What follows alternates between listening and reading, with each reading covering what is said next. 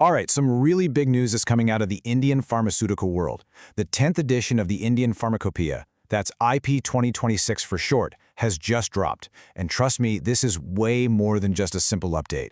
So in this explainer, we're going to break down exactly why this new playbook is about to completely redefine medicine quality, not just in India, but across the globe. And this quote right here, it just hits the nail on the head.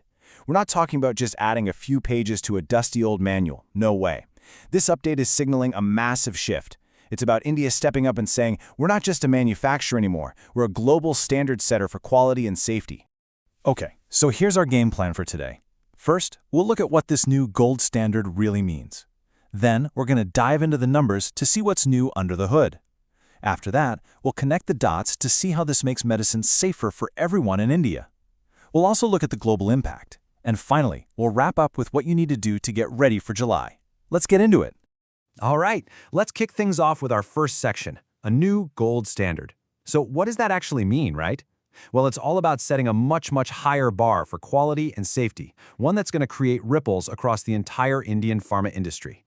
Yep, the folks at the Indian Pharmacopoeia Commission are seriously raising the bar. And this means that for pretty much anyone in the pharma world, whether you're a student just starting out, a veteran in manufacturing, or a pro in QA, getting a handle on these changes isn't just a good idea anymore. It is absolutely critical. We're talking about the key to compliance and honestly to staying ahead of the curve. Okay, so just how big of a change are we really talking about here? Well, that brings us right to the numbers. And believe me, this is where you start to get a real feel for the massive scale of this whole update. Get ready for this number. The new IP now has a whopping 3,340 monographs. Now, for anyone who's not in the weeds with this stuff, a monograph is basically the official recipe or the quality standard for a drug. So yeah, that number alone tells you just how incredibly comprehensive this new edition is. And out of that massive total, check this out. 121 of them are brand spanking new. This isn't just tweaking the old stuff, you know? It's a huge expansion. We're talking about a whole new lineup of medicines and products being brought under this super strict quality framework for the very first time. But okay, the real story here is when you break it down. Sure, 88 of the new ones are for drugs, which is great. But the part that's truly historic, the real game changer, is that 20 of them are for blood and blood components. This is a first, a huge first for the Indian Pharmacopoeia. We're finally getting official standards for transfusion medicine, which is just a massive leap forward for patient safety. And on top of all that, we're also getting new standards for essential vaccines and biotech products. It's a big deal. So all these numbers and standards are great, but what does it actually mean for the average person in India? You know, for you and me. Well, that brings us to our next section, Safer Medicines for India. This is where we see how all this technical stuff directly translates to better public health. And the really important thing to understand is that this isn't random. The government is being super strategic here, using this update to go after some of the country's biggest health challenges. We're seeing way stronger standards for crucial medicines, things like anti-cancer drugs, anti-diabetic medicines, TB drugs, and even essentials like iron supplements. And here's the bottom line, the real-world impact. By raising the quality bar for these specific drugs, the government is making sure that the medicines that get distributed through its national health programs are safer, more reliable, and ultimately just flat out more effective for millions and millions of people. It's that simple. Okay, so we've seen the impact at home. Now let's zoom out a bit and look at the bigger picture. In our next section, A Win on the World Stage, we're going to explore how IP 2026 is a huge boost for India's reputation around the globe.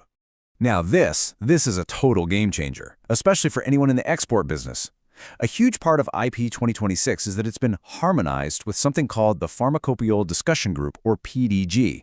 Think of the PDG as the big leagues. It's the US, European, and Japanese pharmacopoeias. So, what does harmonization mean? In simple terms, it means our standards and their standards are now aligned. We're all speaking the same language, which is a massive deal for making exports easier and building that all-important global trust. And let's get a little more specific.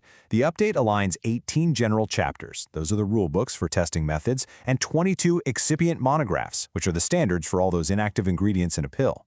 Getting this technical stuff aligned is a huge practical win. It just slashes through so much of the red tape and regulatory headaches for companies trying to sell their products overseas. And if you need proof that India's influence is growing, look no further. The Indian Pharmacopoeia is now officially recognized as the go-to standard in 19 different countries across the global south. And you know, that's not just a number on a slide. That is a major diplomatic win that really cements India's role as the pharmacy of the world. Okay, so we've covered the what and the why. Now let's get to the really crucial part, the how. Our final section is called Getting Ready for July, and it's all about the practical steps everyone needs to take to get compliant. All right, you're going to want to circle these dates on your calendar. IP 2026 officially came out on January 2nd. But, and this is key, it doesn't actually become law until July 1st. What that does is it gives the entire industry this really critical 6-month window to get everything in order, to adapt, and to update all their processes. And this right here is a direct call to action, especially for all my friends and colleagues working in QA and QC. This 6-month window, this is your time to shine. It's time to start auditing all your testing methods, updating your SOPs, and just making sure every single quality benchmark is aligned with IP 2026. The most important thing I can say is start now. Please do not wait until June.